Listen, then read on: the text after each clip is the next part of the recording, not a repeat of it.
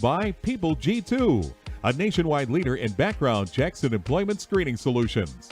People G2 gives their clients access to the best human capital management and due diligence tools available. They are dedicated to helping their clients with all of their people-related decisions. To learn more, go to www.peopleg2.com.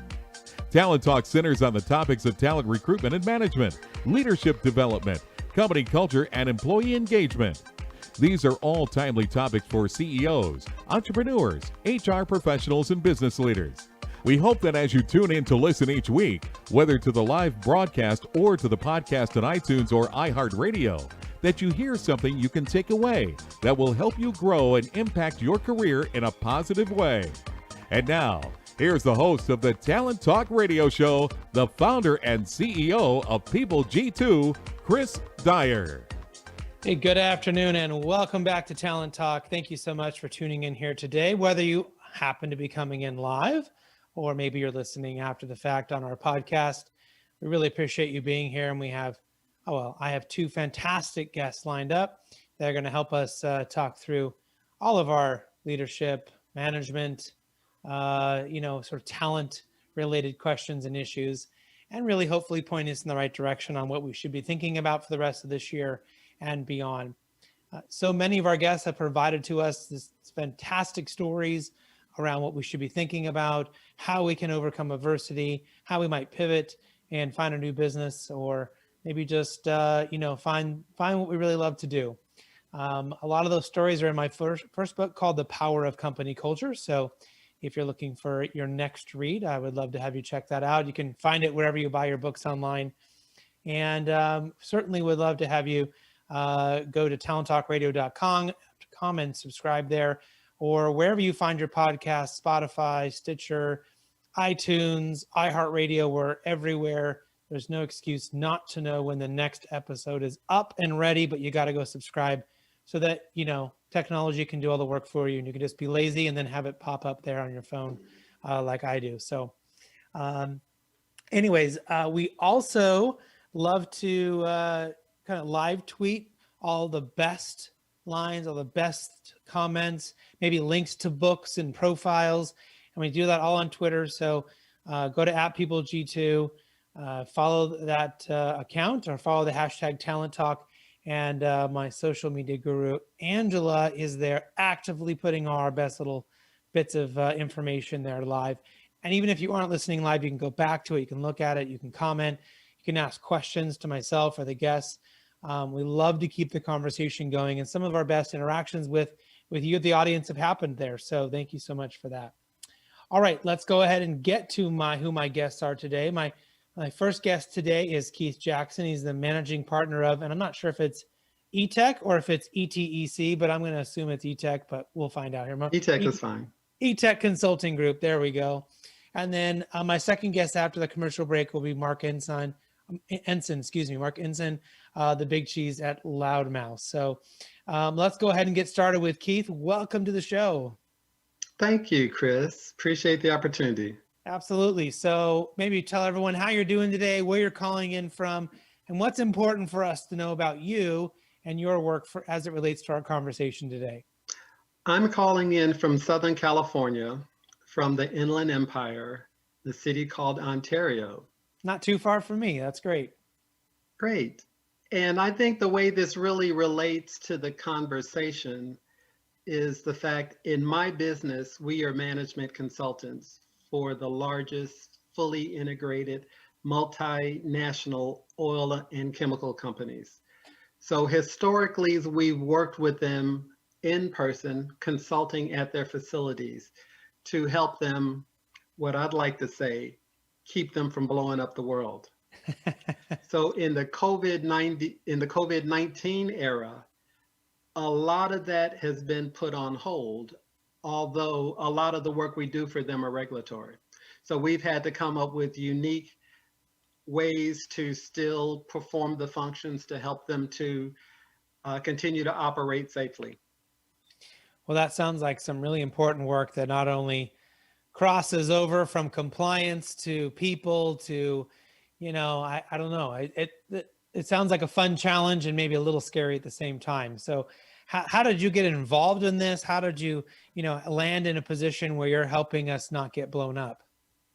My background is engineering. I have a bachelor's and master's in engineering from University of Illinois and an MBA in statistics and finance. So I am truly, truly a nerd.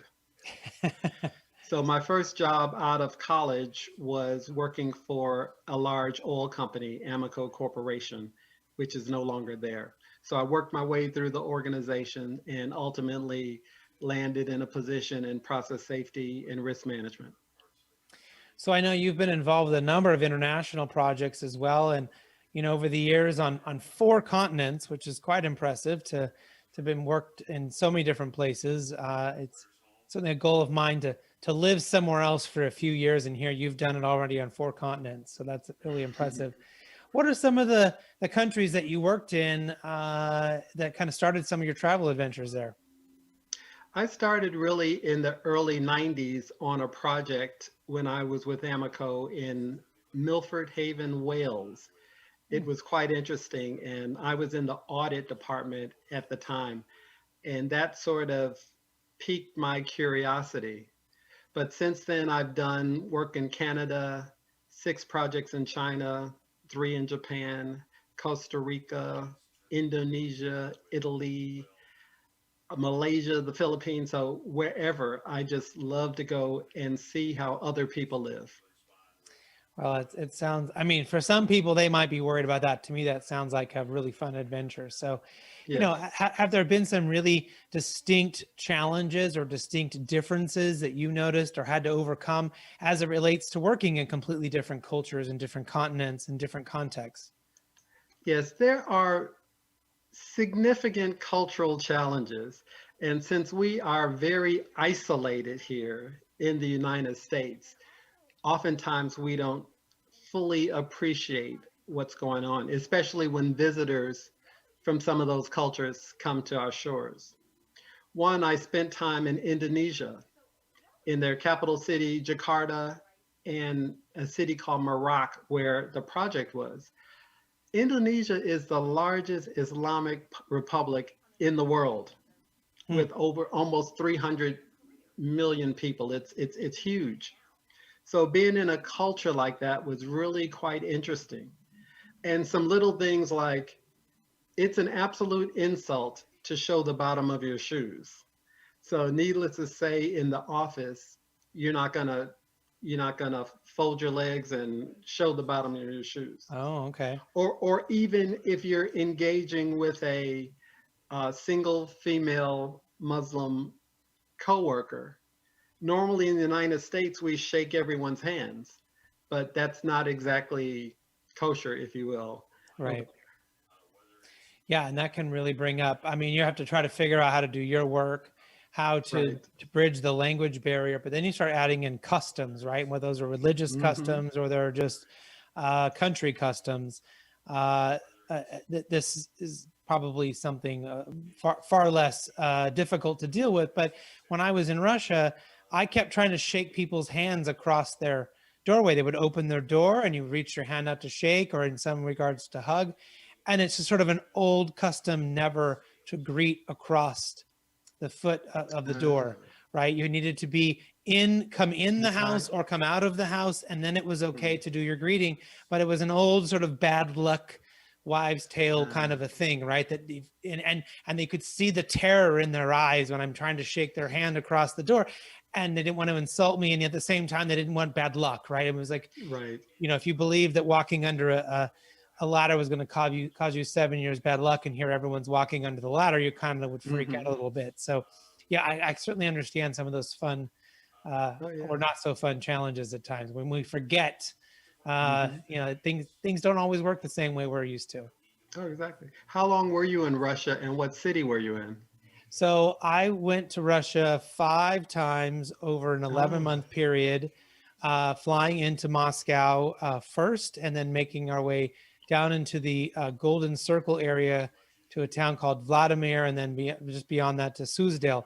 So my wife and I adopted 3 children from that area over 11-month period. So we got to be very good friends with some people there. Our translator and had lots of official business all around the area. And so, I got to see the differences. I think one of the biggest differences that I noticed that I talk about a lot in my when I give talks to people, I noticed that they would do business first, and business was very direct and very confrontational. Now, of course, I'm observing this through my own lens because I can't understand what they're saying, but I was watching two people like almost having nearly coming to blows, arguing about something, and then they stopped and they were no longer talking about business, and then they started talking about their kids, and they're happy, and they kiss each other goodbye. And I remember that first time that happened, my translator came back and said, "What in the world just happened?" She goes, "What do you mean?" I go, "You two were going to kill each other, and then all of a sudden you're kissing goodbye." She goes, "Oh, no, that's just how it is in Russia. We were talking business, and then we were talking personal." And it was like, in America, it's personal first, right? We have all this, let's talk about all the nice, easy things, and maybe we'll finally have the guts to have the hard conversation at the end. And that is the opposite. So anyway, so it sounds like you've had some experience there. Yes, and and that's quite interesting because a culture like Japan, where you were pointing out in the United States, we try to form a relationship first. But in Japan, it's that to the nth degree. We from the West come over to Japan and we believe we're going to do business at least that day. Yeah. But it might be several dinners, going out, meeting people before you even start with the business. So I didn't know that about Russia. So that's very, very interesting. Yeah, it's business first, man, and you get that out of the way, which was fine and a little bit refreshing, but all that kind of goes away. So all the dramatics is probably extra. Yeah, and I guess it leaves you time now that that's out of the way. You really can connect on a personal level, and you really can, and that feels more genuine. Whereas, sometimes people come up to you and they're chit-chatting, and they don't really care how your day was. They're not really asking how you are. They're just being polite till they get to the thing they want to get to. And I guess there's a lesson there, I think, in different cultures. So I found that easier to deal with than when I was in Japan. You're right.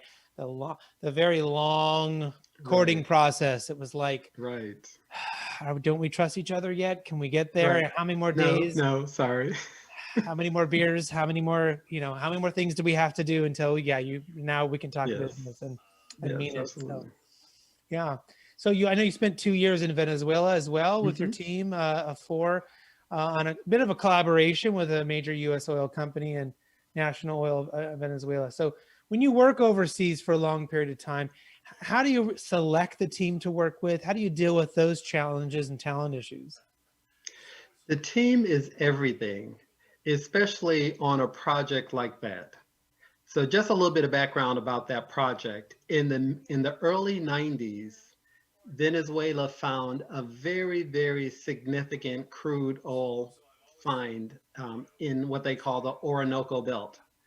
So consequently, all the major companies worldwide flooded into Venezuela to try to process this crude and upgrade the crude because it was what we call sour. It had a high sulfur content, so it had to be processed. But the challenge on that project, we had US, Venezuelan, and Argentinian engineering companies. We had equipment suppliers from Germany, South Korea. So it was the United Nations for sure. So the team is critical in a situation like that.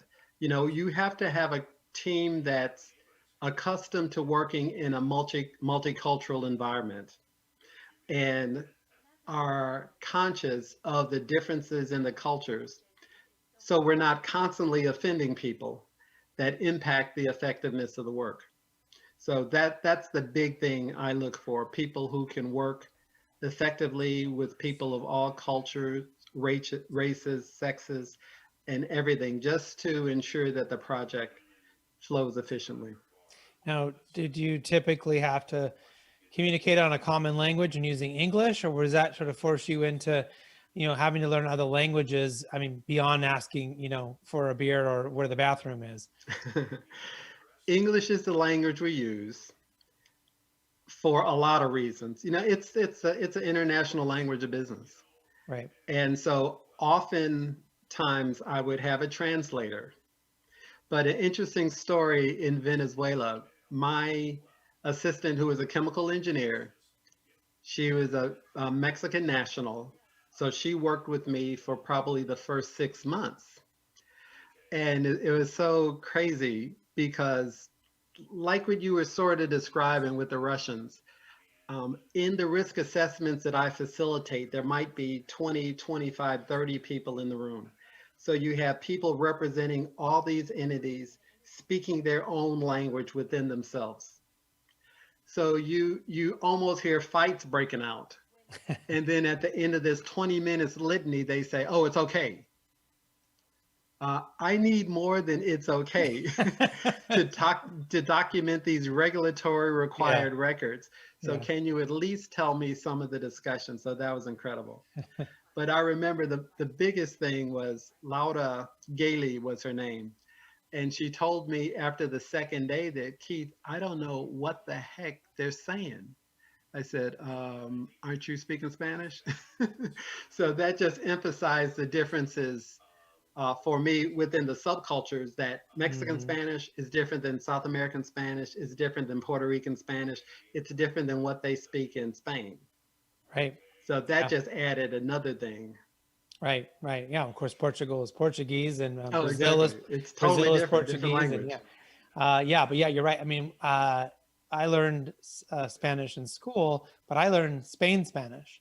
And so when I go to Spain and I hear people talk, I actually start to remember, and I'm a little bit better because the way they're articulating it and talking is actually more how I learned it. Then if I go to Mexico, it's very different. Like, what is this? Yeah. And I can get different speeds. Different speeds. It's a little more sing-songing. It's a little more, it's a little different. Yeah. Than what I was used to. And so, of course, I can do the basics, but I mean, you can't really have a conversation if you don't have a deeper understanding. So that's really fascinating. I mean, you're sort of in this world of lots of different things happening, and you have to document that to be able to understand that. I remember in many regards in business situations where they would talk I would say something very simple. Can you translate this? And there would be an 8-minute exchange. And I go, and then they would come back to me and say, okay, the answer is yes. And I go, whoa. I mean, all that context, all that back and forth. Right, exactly. What do you mean? Yes, or I mean, come on, I need to understand what just happened. They would look at me almost puzzled, like, you really want to go over this again? Right, exactly. Yes, I really need to know what just happened, so I have a better understanding of how to ask the next question. Because your position is, they said a little more than yes. Yeah. There's a little bit of back and forth there. One thing that has worked well for me, and I've had to kind of learn this over time, is to make sure to ask your translator, please don't add anything or subtract anything because you're concerned about how it may come across. If you are concerned that I've said something inappropriate or in the wrong way, tell me. Exactly. Don't change my question that I don't know you changed it, so the answer now is different than what I think is coming back. Exactly. I found that it would be very long, simple question. Can you tell them to do this? And there would be a 15-minute back and forth in Russian, and they would come back to me and say, okay, it's done. And I'm like, and I realized they're adding on, they're giving context, and I'm now a loss for that. So when we simplified their job, and they were trying to do a good job for me, I simplified what I wanted from them. It's good communication, right? With any person you're working with. I had better results because they weren't adding on their own version of what they thought I was saying. What helped us a lot on a lot of our projects is that the managers and leaders, no matter where I was in the world, for the most part, understood at least cursory English. But it was the people working in the front line, either the operating people, the mechanical technicians, or the electrical technicians, and we needed their input because we were assessing the safety of the operations, and they're the ones who are touching the equipment, the electronics, day in and day out. Right. So I'm going to ask you a sort of a roundabout weird question. So hopefully it doesn't come out in a way that you would take offense to, but you categorize yourself as a nerd earlier on. It's certainly your background in engineering and everything is certainly very technical. And I don't find there's a lot of people who fit that structure that also want to be in a leadership position or in a position to be communicating right across different languages and different cultures. So what for you, where did that come from, right? Where you're not sort of, you seem to have your head in two worlds, right? From the technical and in this sort of people world as well. It's very interesting. It's a long story, but the short of it, I used to stutter as a child. So my mother would put me in every opportunity for me to speak in public. Wow. In middle school, our school used to put on Gilbert and Sullivan productions.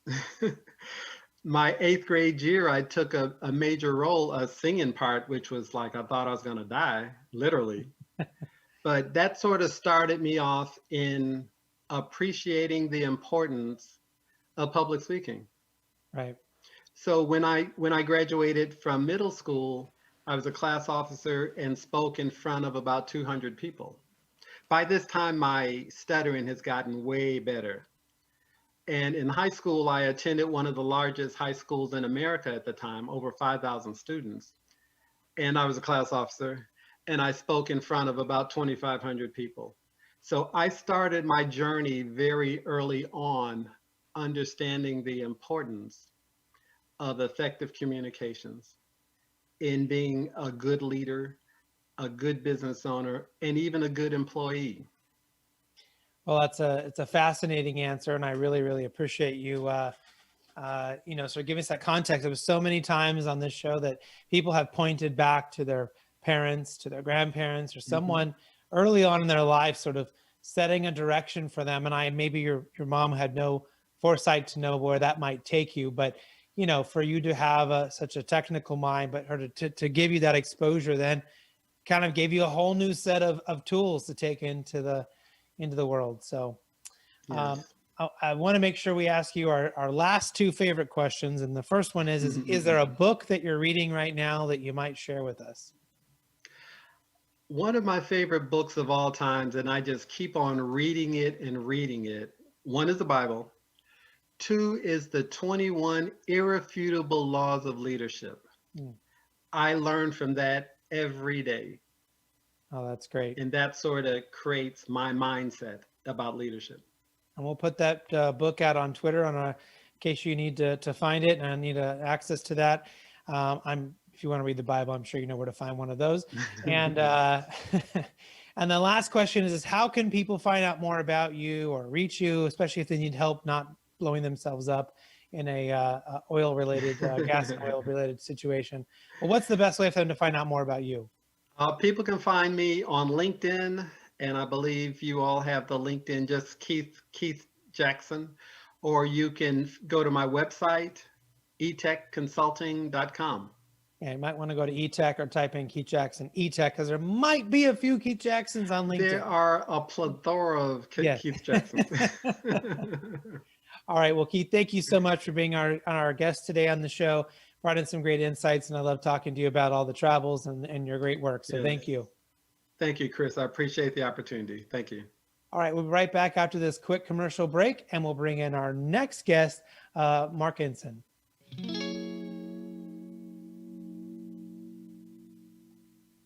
Imagine buying a newspaper and discovering that the news you're reading is 6 months old. There isn't much that stays the same for 6 months, and the same thing goes for background checks.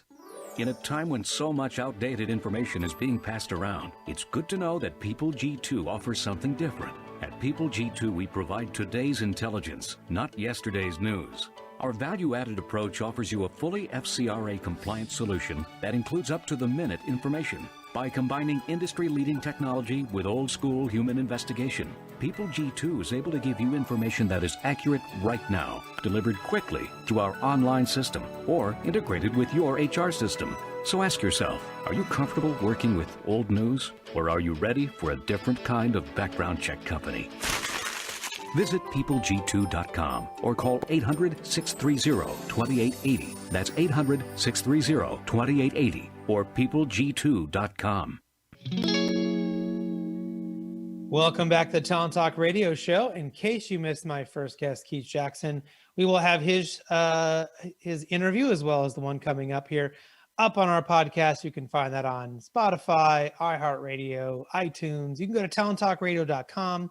But wherever you go, make sure you subscribe so that the bots, the computers can do their work and keep us from having to worry about it and just pop up and let you know when there's a new episode.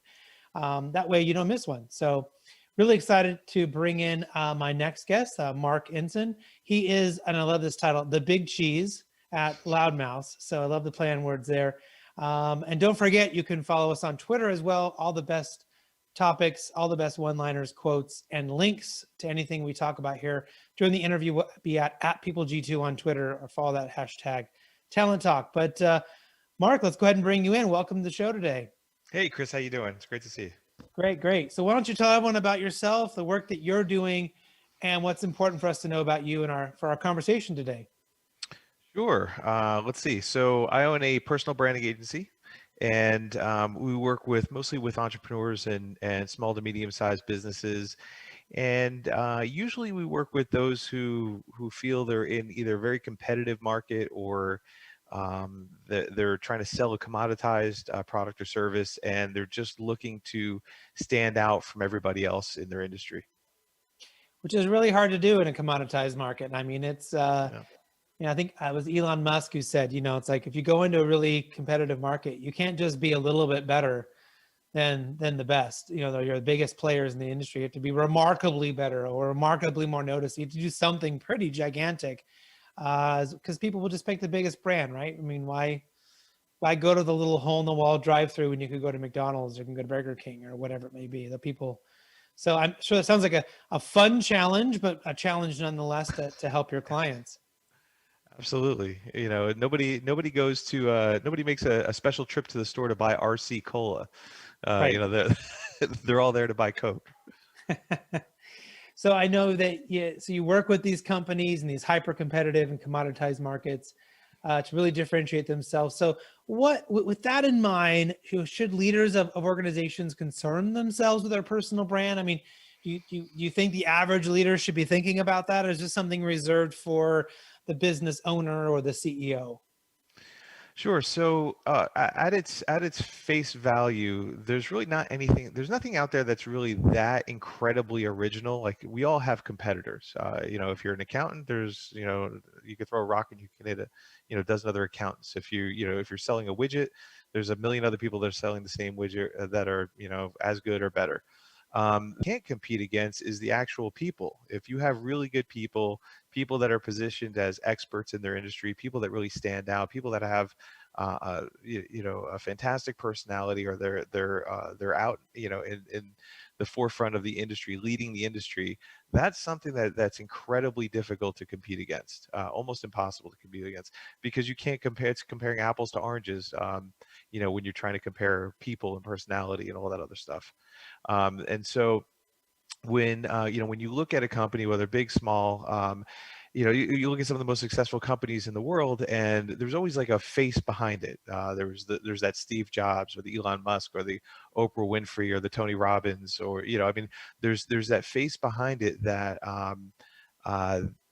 we're really buying, because it's like that idea that we do business with those we know, like, and trust. It's that we're doing business with those like the people we know, like, and trust, not necessarily the logos we know, like, and trust, or the color schemes that we know, like, and trust. It really is the people that we gravitate towards and fall in love with. And if you can get the people on your team, whether it's the CEO or the head of marketing, or even your sales team, or your customer service representatives, and position them in such a way where they have a solid message and they have a personal brand, it will stand up your company much more so than investing in a new color scheme or new set of fonts or whatever it is that you want to do for the company. So, I noticed that a lot of CEOs kind of fall into one of two categories, and then maybe some exceptions, but they either tend to have their kind of head in the spreadsheet, in the finances, right? They're a numbers person, or they have a real connection to sales, right? They are a person who is out. They might be the business development person. They might be like you said, the face of the company, and they're kind of out there. And so, is the personal branding more for that person who's kind of out there on a sales perspective, or do you still sort of really think people, even if they have more of a financial mind and they're less likely to be out there on sales calls or bringing in work, should they still be sort of doing that because they are the experts and they are the person who has that, real value to the client in the end? I think it's important for everybody, especially within leadership of the company, because when if you're the numbers guy and you have your face buried in the spreadsheet and you're not really making public appearances, but I do a search of your name and you're notorious for stealing from companies, like that doesn't bode well for the company. So you really have to control the conversation of what's going on, what people are finding about you, even if you're not, that forward-facing person. Now, you can, it's like an offense defense kind of thing. So when you have somebody like that's buried in the books, it might just be a defensive role in terms of, hey, let's make sure that when somebody searches for this person, we know what they're finding, that they're finding stuff that really speaks to the company values, that the messaging is right, and all that stuff is in place. So like there's nothing that's embarrassing for the company, or nothing that misrepresents the company, or maybe some of their past that they don't want to show. Like that doesn't exist. And then on the other hand, when you have somebody who is very who's really that outgoing person within the company, they're more of that industry expert that wants to get up on stage and speak, or they want to write the book on whatever it is that you specialize in, or they want to be in front of the clients. Then that's a much deeper, more offense type of personal brand, where we're considering, what's your look, what is it that you stand for, what's some of the languaging and the words that you use, and how do we want to present yourself. Maybe there's a website or a landing page, or maybe you're blogging or putting a lot of content out there. Maybe you're very active on social media. Like, so we'll look at that as well. Like, how do we want to position you as kind of this this person that's going to represent the company? So, let's just say you are someone who needs a little bit of help. Maybe you're somebody who this isn't a natural thing for you. Are there maybe like 3 key things they should really think about focusing on that are really important for a personal brand? Sure. Yeah. Well, whenever we're kind of working with somebody or looking at somebody, we kind of put everything into one of 3 categories. There is first is your identity, and that's what do you stand for? What is your kind of that mission, vision? Who is it that you're here to help? How do you serve them in a way that's different from everybody else? Like all of that that languaging, messaging type stuff that kind of sets the tone for who you are. This is the most frequently skipped over thing because it's not a lot of fun, and we all want to go right to the pretty stuff, which is kind of that second bucket. And that second bucket is your visibility. How do we communicate everything that you are, who you're for, and everything that you do into stuff like website or fonts or logos or social media? Like how are we going to communicate all that? This is why that first part, identity is so important, is because if we don't do that, we don't really know how to communicate it. And that's why you'll see like a lot of websites and company websites as well with very mixed messages or very incoherent speak on them that doesn't really connect with the company, or there's just a disconnect. And then the last piece is your authority, and that's positioning yourself as that undeniable expert, that go-to expert within your industry. If I have a question about whatever it is that you do or your company does, who's going to be the one that's going to educate me on or answer that question for me? The more often that someone within that company has the answer, whether it's on TV or on the radio or in magazines or on blogs or on interviews and podcasts, the better, because they seem more credible. They're out there. People are asking them questions. It positions them in a space of authority. So it's that identity, visibility, and authority combination that really kind of makes that brand speak to people, because then we know who you are, what you stand for. We are able to find you, and you're able to communicate with us in a way that we can find, read, understand, and digest. And then we see everything that you're doing, and we see that you're clearly an expert within your space. And that's really important. You talked about conflicting messages, and you can have conflicting messages on your website. I think you can have a conflicting message between your brand and maybe how you are as a leader inside the organization, right? So how do you Sure. kind of marry those two things so that you're being authentic in a way that, can reach your clients and your potential clients, but also still resonates with your people that you're leading? Well, there's got to be consistency. So there has to be a connection. Like the thing with branding isn't a way to kind of cover up, who you really are. It's a way to showcase who you are, but being able to control that conversation. So you can't have this bright and shiny, polished brand out in the real world, and then show up at the job and be horrible to people, because there's now a disconnect, and that builds resentment within your team. That people are not willing to fight for you.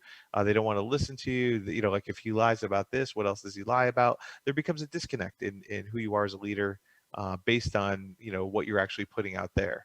And that creates a lot of problem within the company, because of that disconnect. Versus if you're a strong leader and innovator, and it doesn't mean that you have to run around being super nice and not and not being a leader, like not being aggressive with how you're going to grow the company or whatever. But but to take all that and then communicate that out into the world in a way that is that benefits you, benefits the company. It shows who you really are. It's authentic. It's vulnerable. Like, that's really all the stuff that makes branding real. Because if I'm working for with someone, or under someone, or wanting to work under someone, and I do a search for who they are, and that lines up with who I see them, who they are at the office, it just adds to the credibility of the company. It adds to the credibility of them as a leader, and it makes me really want to fight for that team, assuming I obviously like them.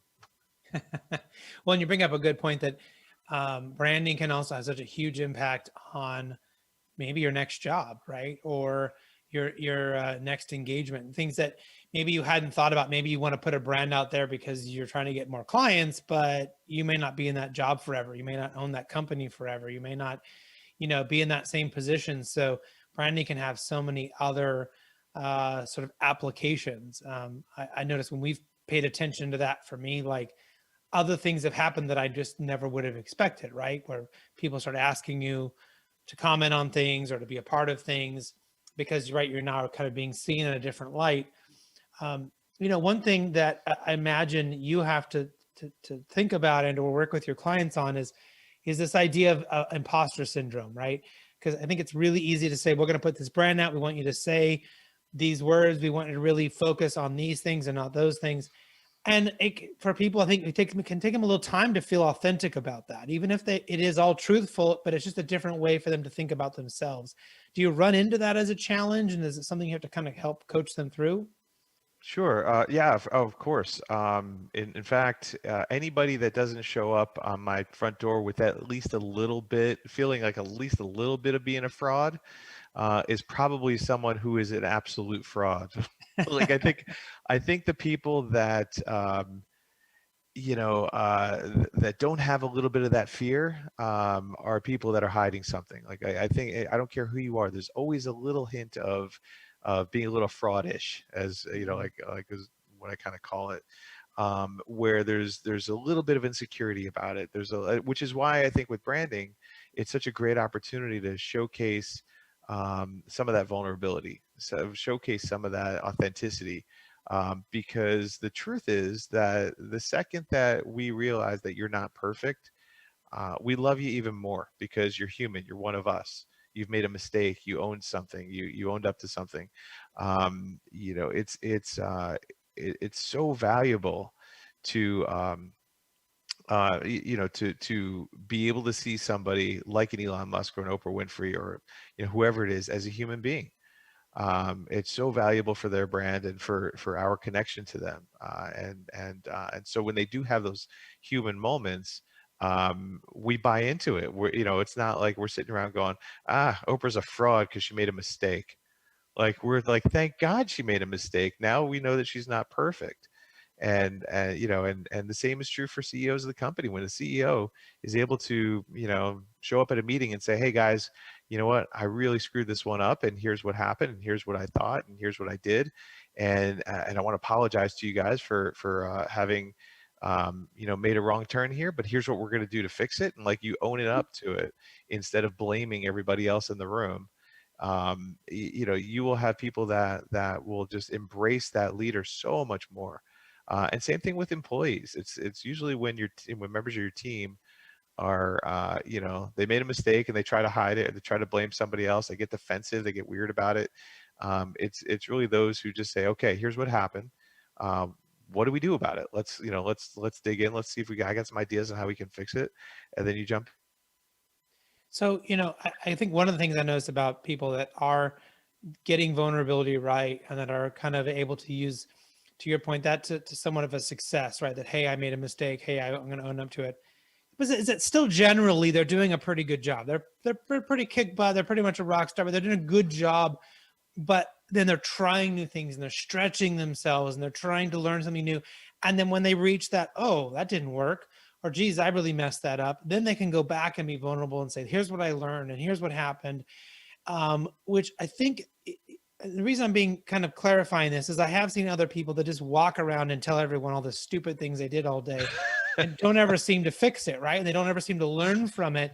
And they call themselves being vulnerable. And it's like, you're not being vulnerable. You just need a freaking therapist and go stop just complaining and telling everyone how horrible you are. Like, you have to bring value, right? To be able, I think, to leverage that, hey, I make mistakes too, and we all can learn from them. Am I getting that right, or have I missed something there? Yeah, obviously, if you're running around, running the company into the ground and just, oopsies, like that's like that can only last for so long. There is a scorecard in terms of, Elon Musk makes a mistake, I think we'll forgive him. Like, we all know he's working, he's putting in the effort. So there are levels of forgiveness based on past effort and history and everything else. And also, it depends on the type of mistake. So if your if your goal is to, like, hey, look, I'm going to get us to, from 1 million to 10 million, this year, and you only make it to 7 because you made a couple of mistakes, but look what you did, so that's not really necessarily a mistake. However, if you go like, hey, I'm going to get us from 10 million to 100 million, and then you end up at 1 million, that's a much different mistake. So a lot of it, I think, is it's you're not just given like, hey, if you just accept responsibility, all is going to be okay. There is a level of, how much of your head and your heart did you put into this, to help, decide what, how whether that is vulnerability or just plain stupidity. Right. I mean, that's the challenge. And I think if you're out there trying to do your best and you're working hard at it, it should be pretty easy to let people in when it's the right time to let them in. And I find that's often, if people can't be vulnerable, if they can't let somebody in, it's because they weren't doing their best work, because they didn't put their best effort forward, and they're now sort of hiding from that. And and that can be hard. Well, yeah, and that's what I was saying in terms of if you're a fraud. I mean, if you're not willing to admit that you're a little bit of a fraud sometimes, or you're fraudish, or just, imposter syndrome, or whatever you want to call it, I think that's where I think there is some degree of truth to, when you walk into a place, like, you own it and you're like, nope, I'm perfect, I got this thing. There's, never made a single mistake in my life. Like, I'd be scared to death of hiring that person or working under that person. I want somebody to come in and be like, you know what? I don't know, but I'm willing to find out. Like, that's the guy I want to, or the girl that I want to work under, because, like, that's somebody who's willing to kind of go through the experience and try to figure this out in real time. I want to make sure we have time to ask you our 2 favorite questions. And the first one is, what book are you reading right now, or that you typically suggest people check out? So I have let's see. Well, right now I'm reading New Rules of Marketing and PR. Who's that? Dave Meerman Scott. One of my, I think my second or third time probably reading that book. It's just a great book in terms of, for an internet marketing, branding type of messaging type of get in front of people kind of guy, and it's just a very, very good approach. It's a very solid approach. So I probably once every 2 or 3 years I always read that. Every now and then he has a new version of it come out, so I usually read the new version. And then there's an amazing Donald Miller book that's my go-to. Like, there's very few books that I read more than once. That is one of them. The other one is Donald Miller book entitled A Million Miles in 1,000 Years. And it's before he went into like the whole story brand stuff. And it's just such a great book in terms of finding your story and finding like the meaning behind the stuff that behind what you do. And so that was one of those first books that really got me into. At the time I was running a marketing agency, but that book woke me up to this idea of really understanding where people are coming from and building a brand and a story around that, those people and those companies. Sound like great selections. And again, we'll put them out on Twitter in case anyone didn't have the opportunity to write them down as he was talking. And final question before we go here today is, how can people get a hold of you? How can they find out more about you and your business if they're interested in learning more? Sure. So best place to go is probably Loudmouse, which is that's the name of my company. It's loudmouse.com, and it's MOUSE, not MOUTH. So it's loudmouse.com. So every now and then somebody gets like either one, I think, makes a really good name for a branding company, but personally, Loudmouse is, I think, a little better. Fantastic. Well, we will hopefully be able to have you come back at some point and give us an update on all the cool things you're doing. But I really appreciate you being here today, Mark, and sharing with everyone. I think is a really important topic on how they're branded, how they're being seen out in the world, and just really appreciate all your thought and comments today. Thanks a lot, Chris. I really appreciate it. All right. Thanks, everyone, for joining us on today's show. Hopefully you learned something you can use in your own career in a positive way. Until next time, do what you love and show the world how talented you can be today.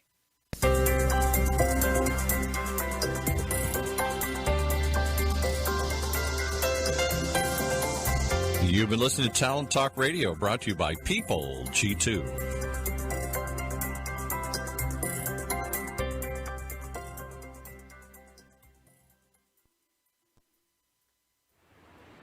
I'm on the observation deck of the Empire State Building to demonstrate how much material Waste Management recycles. As North America's largest residential recycler, last year alone, Waste Management recycled 12.9 million tons. How much is that? Let's do the math. Carry the 6. It's enough to fill this building more than 27 times. With experience like that, we're bound to have a program that can help your business recycle.